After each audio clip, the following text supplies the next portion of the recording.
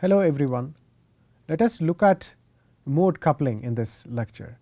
So far we understood how one can confine light, and this confinement would basically result in eigen solutions.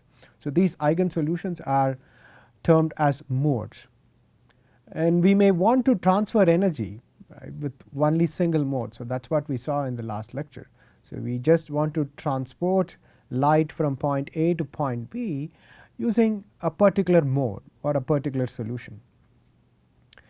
So this particular solution is also representative of what polarization that you are going to use. So we have mode numbers in one hand, and we have polarization in the other hand.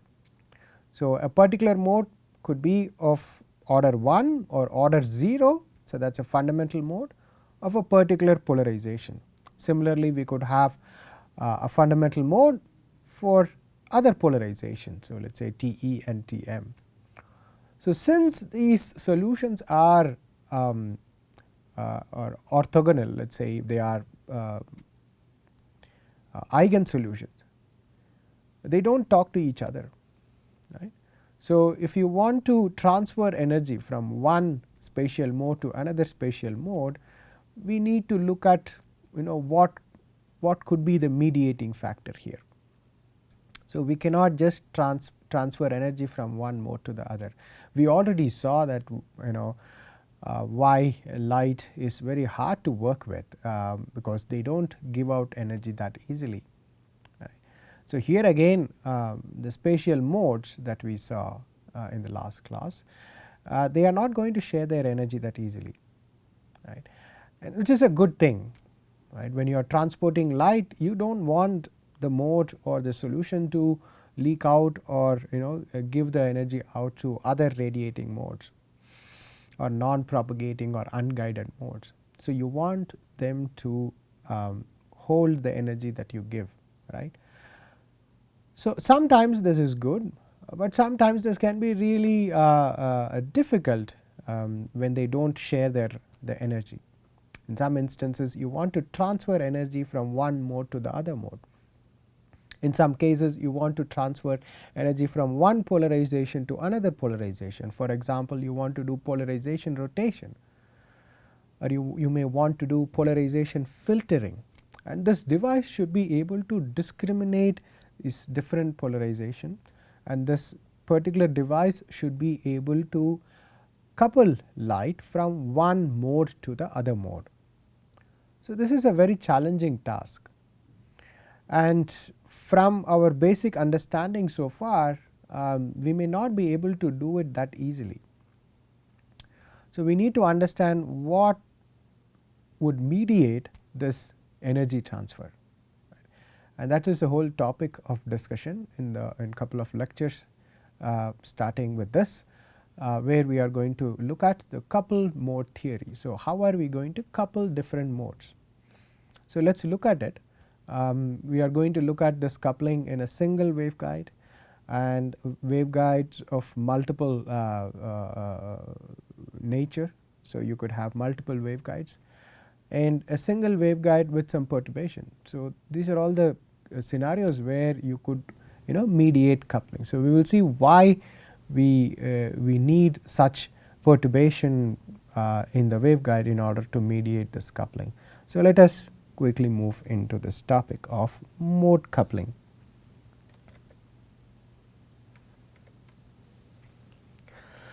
So the coupled mode theory is what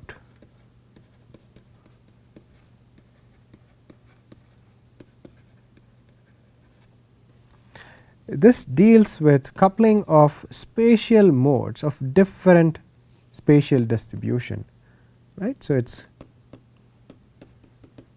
coupling of spatial modes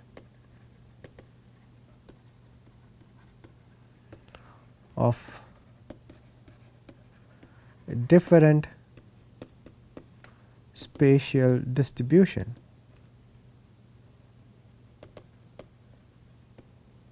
or it could be different polarization.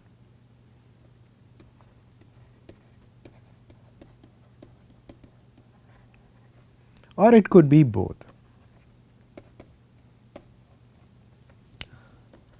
So, this is exactly what we would like to do. So, it can be some arbitrary shape. So, you can start with a simple spatial distribution of some u of x comma y, something of this kind, and then we have another wave, let us say E0 E1 x comma y. So, how do I transfer energy between these two, or even it is possible at all to start with, right. So, what are all the conditions we need to transfer this energy from one to the other. We have seen earlier that these are all eigen solutions. So, we should keep that in mind. That is going to be the fundamental to this whole discussion. So, the normal modes, right. So, what we mean by normal modes are the fundamental the eigen modes here, right, could be represented by using a simple spatial distribution of this kind, right. So, this is what a very simple spatial distribution of this mode. So, this is for electric field and this is for our magnetic field. And since this is for a particular mode, we will give it an index, right. So, we can give let us say some a. So, it is going to be for a particular mode, right. So, the normal modes given by this E of r and H of r are the characteristic solution of the Maxwell, right. So, these are all nothing but the solution of the Maxwell, and let us try to expand these modes. So, how this mode is going to look like. So, the mode expansion could be done by using a linear combination of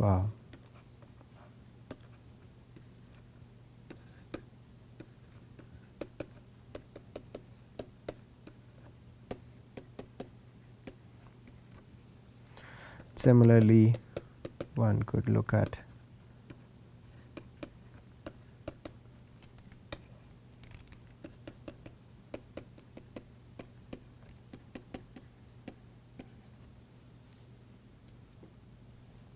so this is nothing but any optical field in the waveguide, right, could be just represented by a combination of multiple fields here, right. So, epsilon here the summation A is nothing but putting all the eigen solutions together and making a resultant field here. So, the ER is nothing but the electric field at a particular position. So, you have a certain waveguide, let us say at a certain position r, you want to look at how the electric field and magnetic field is going to look like, and in this case it is going to be affected by all the possible solutions that we have in the system, right. So, you have multiple solutions here, that is E A here. So, there are multiple solutions that we have, these are eigen solutions, they are all going to show up in this particular location here, right. So, that particular field is nothing but a combination or linear expansion, or if you want to call it, of this individual fields you have. So, here E A is nothing but your normalized mode field, right, and this would satisfy the orthonormal relation. So, this is nothing but the normalized mode field or the eigen field that we all know, and this should satisfy the orthonormality,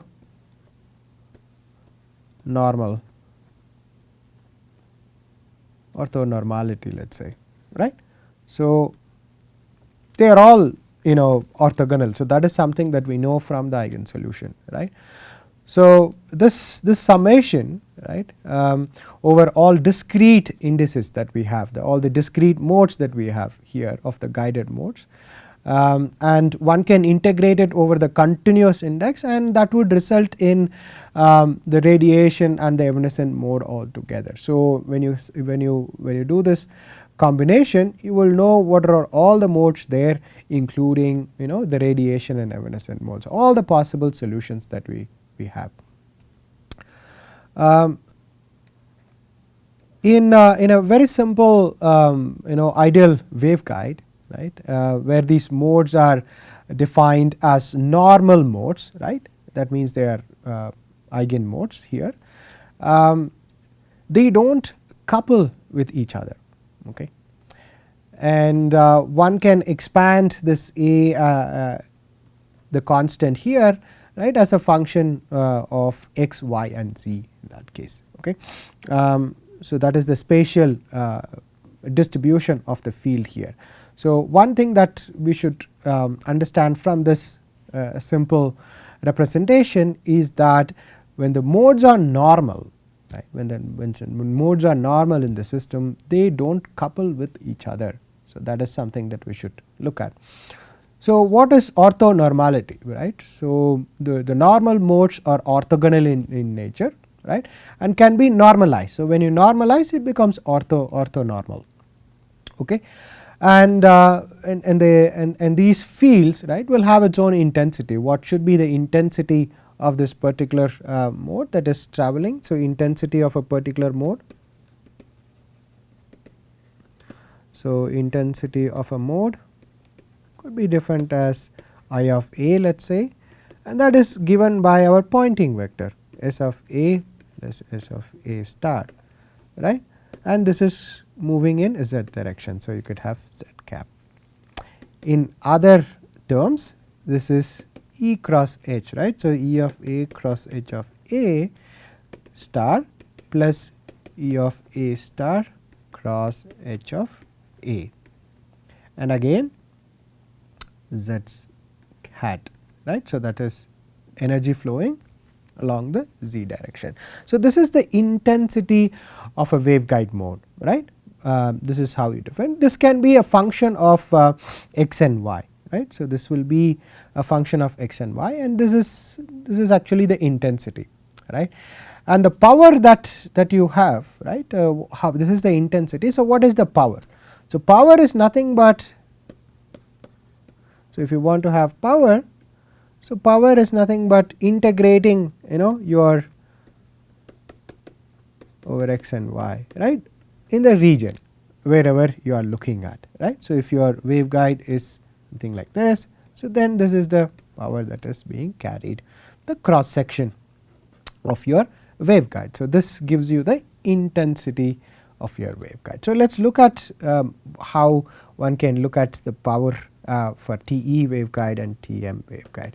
So, power for TE waveguide is given by double integral both x and y. So, minus infinity to plus infinity, right. So, this is the region that we went. So, dx and dy and nothing but the E field, all right. So, 2 beta over omega mu naught is the constant here, all right. So, similarly for Tm, the power that is propagating through is omega double integral 1 by epsilon x comma y h square dx dy.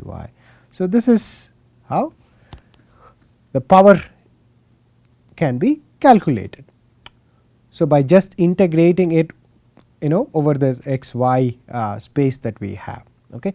So, but in a lossless waveguide, the mode fields have the orthogonality, right, solution. So, the orthogonality relation is something that we should also know, right. We can find whether these modes are actually orthogonal or not, right.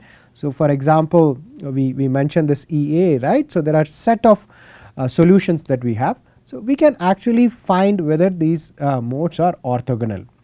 So, that property need to be understood. So, how do we find the orthogonality? It is basically the cross product is how we do that, right. So, we can take the space here dx dy, which is nothing but E A times H A star plus E A star cross H A, right, H A times z hat dot product dx dy, all right. And this should be equal to something. What is that? That is the delta function, right. So, plus or minus P A times delta A, let us say. Okay.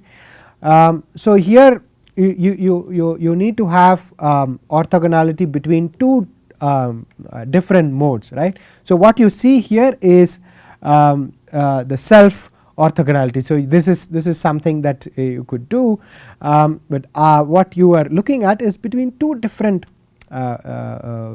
waveguide modes, right. In that case, your A here has to be, let us say, A and B, right, and here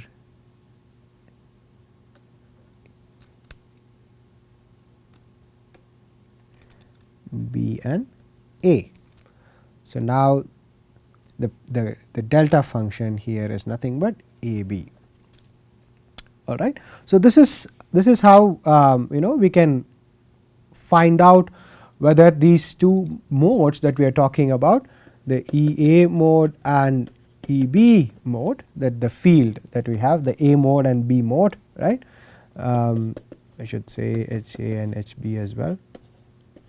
So, these are all the two modes we are talking about, right. So, these mode fields, whether these fields are orthogonal or not. So, that can be given by this simple relation. So, what is this delta? This delta is nothing but our Kronecker delta function. Okay.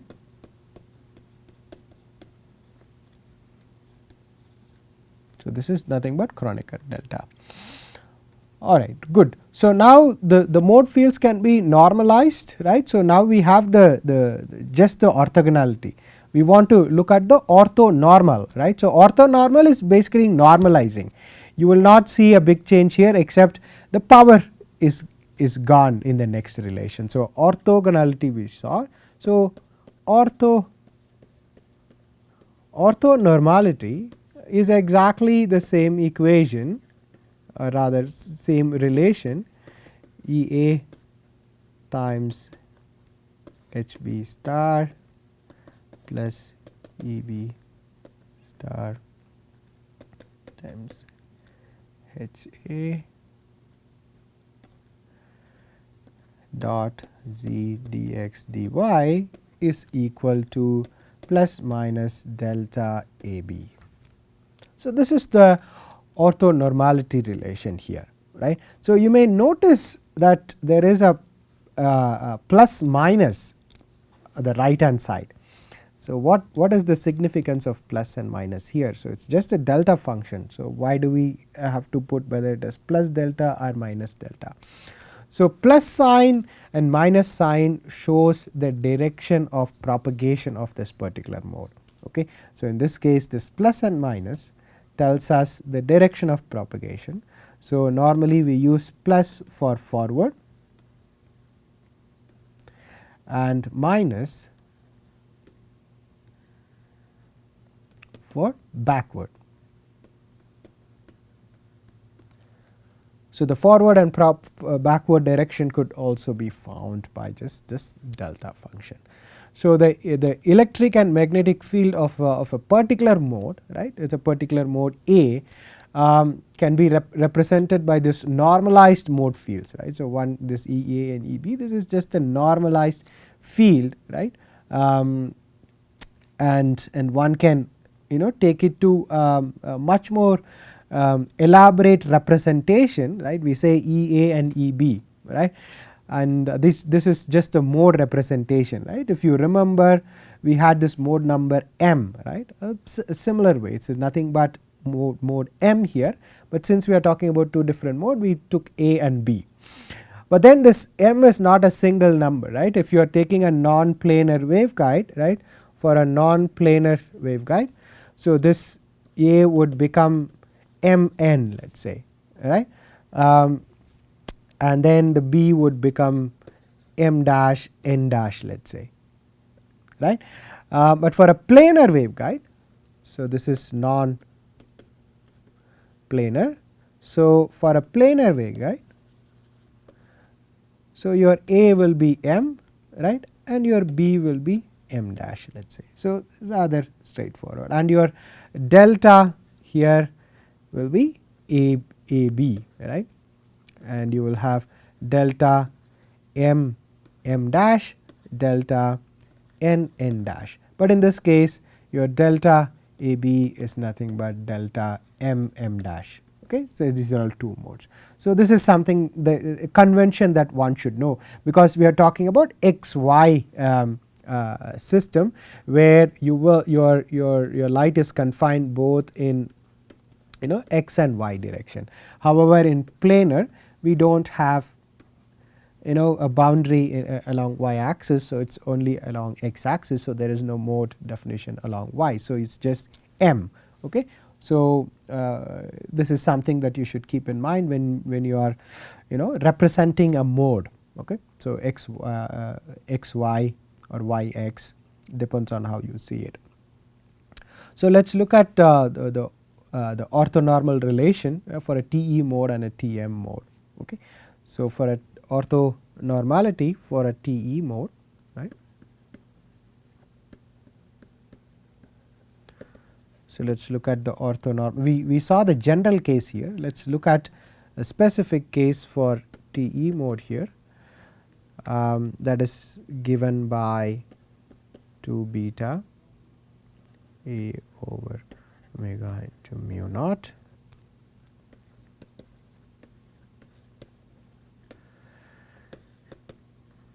E a dot E b dx dy, which is given by delta a b.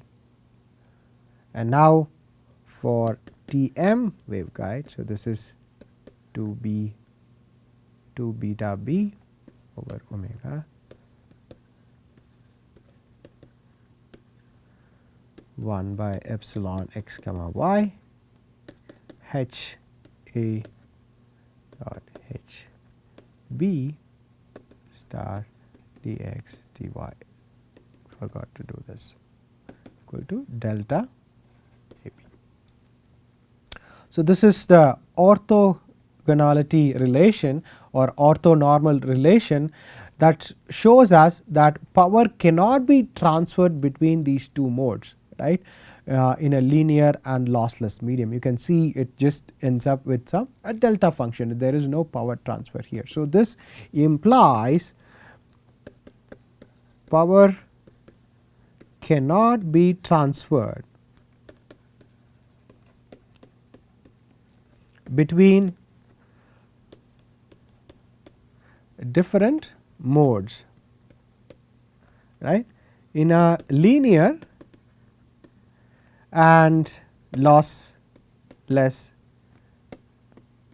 waveguide. So, this is simply not happening because of this orthogonality that we just saw, right, between two different modes. For anisotropic or lossy waveguide, right, the orthogonality condition for these modes, right, would have a different form. So, we will look at how we are going to couple that, right.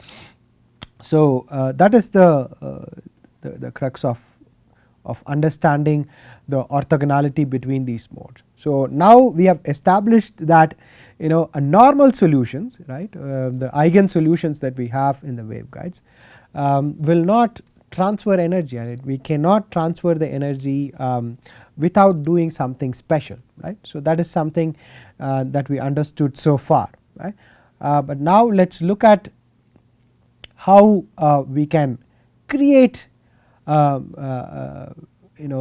some mediation, right, in order to transfer this energy, right. We need to come up with some ways of coupling it, because we cannot leave it this way, it won't be useful, right, for us to manipulate the light in the waveguide. So we need to understand and try to come up with a strategy to couple this, right. We need to expand these waves and then see how we could couple this. Okay. So for that we can do this by creating some perturbation, right. So when you have a waveguide, right, without any perturbation, that means it is a uniform waveguide without any optical perturbation. So the wave is not seeing any discontinuities in the system. So your epsilon xy is uniform across z, right. When it is propagating in along the z direction, you are not seeing any difference at all. In that case, it is nearly impossible, or it is impossible to couple between these two modes, because there is no perturbation in the system and they stay orthogonal, right. So that is what we have seen. But if we want to make these modes to talk to each other, we need to create some disturbances, we need to create perturbation in the system. And what this perturbation is going to do, we will see that shortly. The whole idea of creating perturbation is trying to meddle with the propagation constant of these waveguides that we have. So right now they are propagating at beta A and beta B, let us say, right. But now if we are going to have some perturbation, it is not going to be beta A and beta B. So because of this perturbation you can understand it like, having the waveguide narrowed down, or you can make it broader, or bringing another waveguide closer to the system. So that is a two waveguide system, or even in a single waveguide system you could have some roughnesses, change in the waveguide width.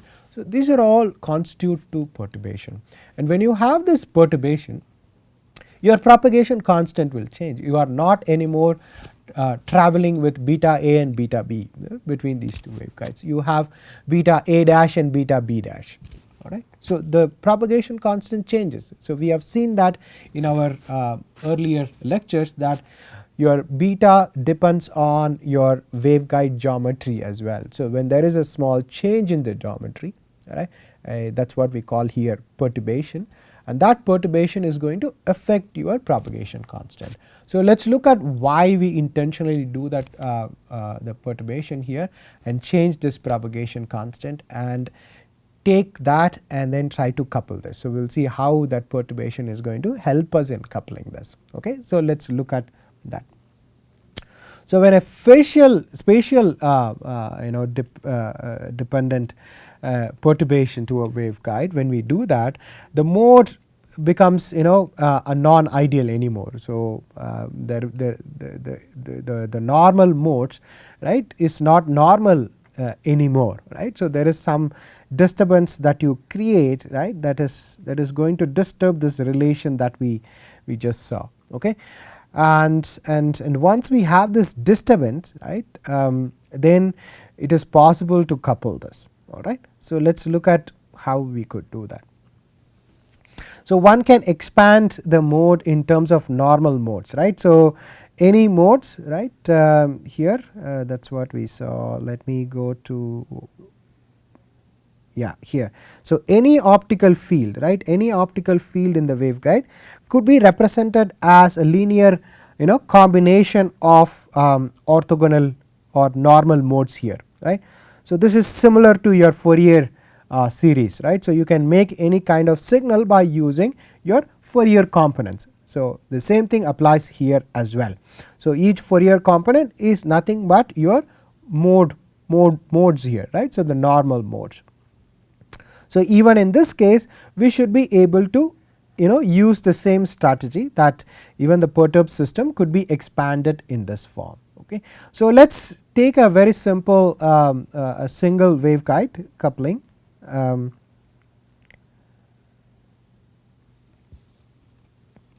So let us look at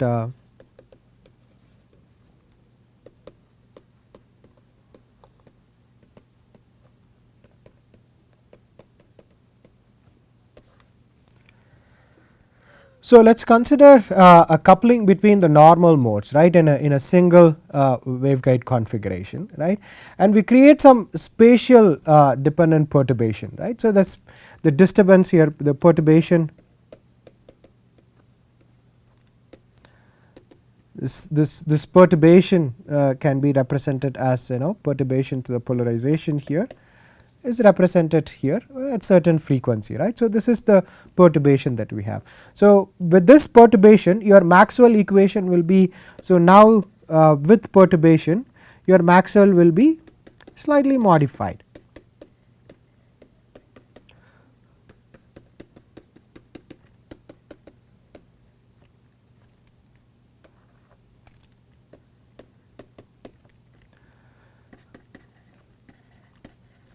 So, the field in the perturbed waveguide is now governed by these two relation, right, between E and H, where your delta p is not equal to 0. So, that means the perturbation is not equal to 0.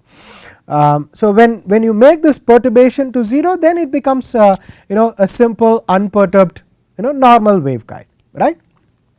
So, now we have added some perturbation into the system, right, and then see how your Maxwell equation is going to help us to find this coupling. So, now we can relate the two Maxwell equation, right, del dot, let us say there are two fields E1 and E2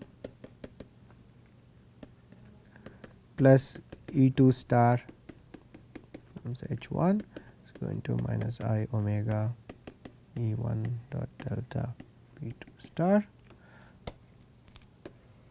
I will tell you in a bit what this E2 is, minus E2 star dot del P1.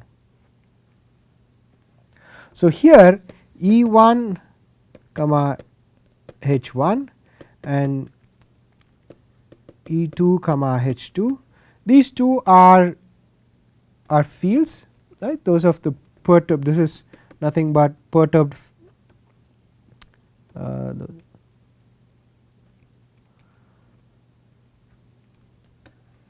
this is the perturbed field, let us say,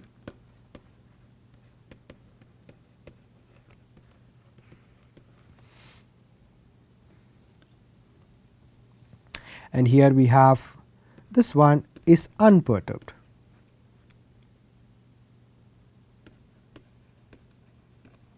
Or in other words, this is the normal mode.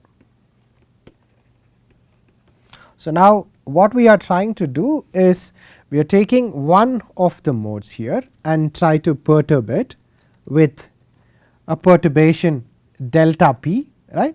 So, the perturbation associated with E1 E2 sorry E1 H1 perturbation is delta P1, right, and for E2 H2 it is delta P2.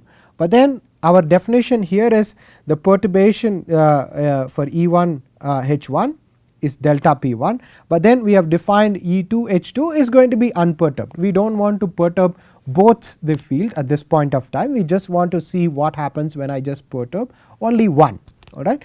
So, since we are not perturbing the second field, your delta P, right. So, delta P becomes 0 here, okay, because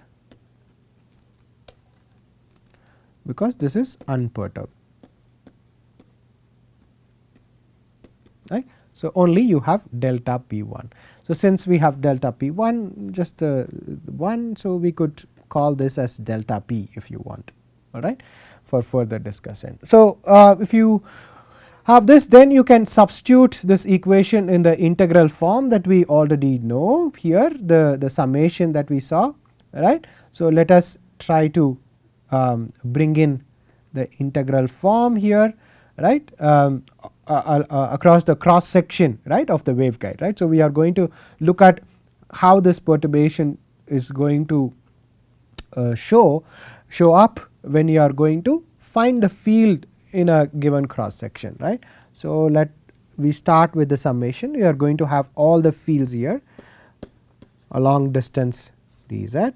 So, a times z. So, this is your mode that you are looking at, epsilon a, let us say e to the power I beta a minus beta b times z. So, this is the field that you have, and this is the overlap that you are looking at, the cross product E a times H b star plus E b star times H a times z hat dot is at dx dy, right, and this is equal to I omega e to the power of minus I beta b, right, times z. So, you can go back and look at why we are having this E times b dot delta p dx dy.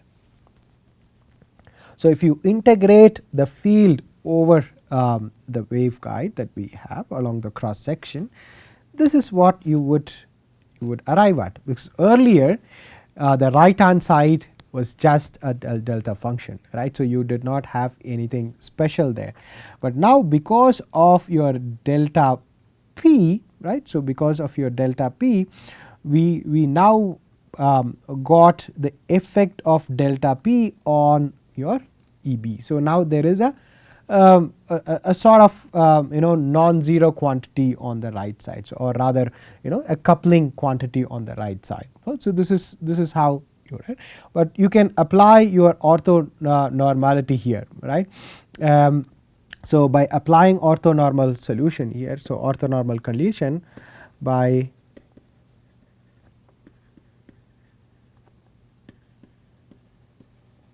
applying orthonormality, we can make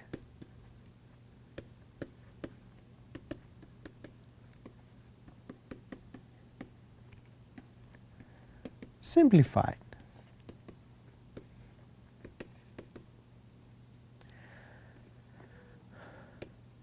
dot delta p dx dy.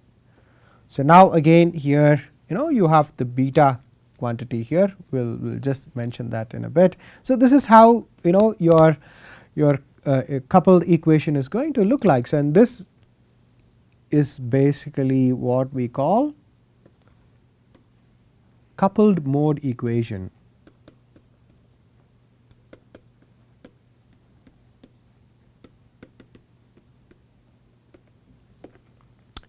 So, here the sign of beta tells you whether it is moving forward or it is backward. So, beta b, if it is greater than 0, right, it is mode is moving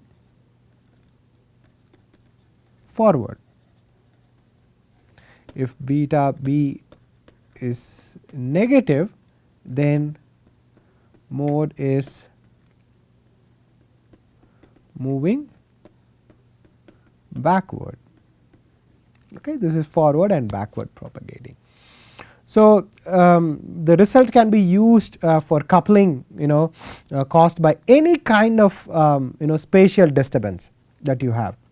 So, you can take the waveguide here and we should be able to look at how the coupling is going to look like when you have any spatial disturbance, right. The spatial disturbance that we talked about, the delta p, right, can be a perturbation polarization due to the effect of nonlinearity, for example, right. So, that would create optical interaction at a certain frequency that you have. Okay. So, one could take it even further and then find how this delta p could be implemented. So far we just mentioned you could have this delta p. So, how one could implement this delta p? So, it is basically change in the dielectric constant. This is something we already saw. So, one can look at this as again a combination of field that you have across. So, you look at the field variation here, this is not here, this is epsilon. So, this delta epsilon is what is going to bring this perturbation, right. So, the perturbation so far we just said it is delta p, but now we are defining that this delta p could be brought in by changing the dielectric space here. So, that means you can put a change in the shape or size, right, going from here to here. So, there is a change in your epsilon x y, right. So, this change will create this coupling, one can do that, and this coupling that we saw here, right. So, let me also expand that. So, that then we will have the comprehensive what we call coupling coefficient. So, we can have the field here, how the field varies as it propagates through, right, as a function of b I kappa a b a times b e to the power I beta b minus beta a times z. Alright. So, this is actually how one can expand the coupling, right, between the different modes as it propagates through the system. So, now the kappa a b could be given as delta epsilon E of a dot E of b dx dy, and this is nothing but coupling coefficient between a and b. All right. So, this is an important relation that we should keep in mind when we talk about coupling between two different modes or two different configurations. Okay. So, so far we looked at coupling between the two modes, right. So, why it is not possible, we established that. Just to summarize, the reason for that is the orthogonal solutions, right. So, they do not talk to each other, they will not transfer energy. In order to make them talk to each other, we need to create a perturbation, and this perturbation can be done by creating change in the dimension, for example. So, you can change the dielectric space. So, when you create the dielectric space change, you should be able to create a coupling between these two, and this coupling strongly depends on how strong your difference is. Okay. So, we just looked at this with a single waveguide configuration. We will see how this can be done for multiple mode or multiple waveguides in the next lecture.